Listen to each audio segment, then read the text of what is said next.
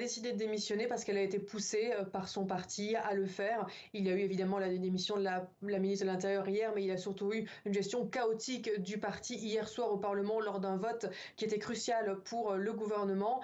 Et c'est à ce moment-là que de nombreux députés ont décidé d'envoyer leur lettre demandant la démission de Liz Truss. Donc c'est pour ça qu'aujourd'hui, les instances du parti lui ont fait comprendre qu'il était temps qu'elle s'en aille. Ils ont aussi devisé une manière sur comment la remplacer, puisque c'était vraiment important pour le parti de ne pas se débarrasser de Liz Truss sans avoir au moins un plan B.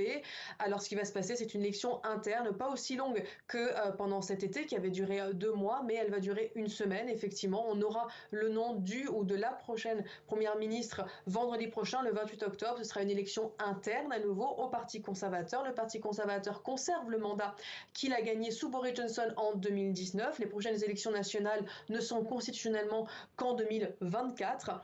Et c'est-à-dire qu'il y a donc des députés maintenant qui vont se proposer pour prendre la tête du parti. Et on entend notamment parler de Boris Johnson qui pourrait faire son grand retour comme candidat de l'unité. Alors on ne sait pas si lui-même veut se présenter, mais en tout cas il a le soutien d'un très grand nombre de députés aujourd'hui. Et on sait qu'auprès des membres du Parti conservateur, Boris Johnson a gardé sa popularité. En tout cas pour l'instant, aucun candidat officiel n'a été présenté pour cette élection interne. Merci.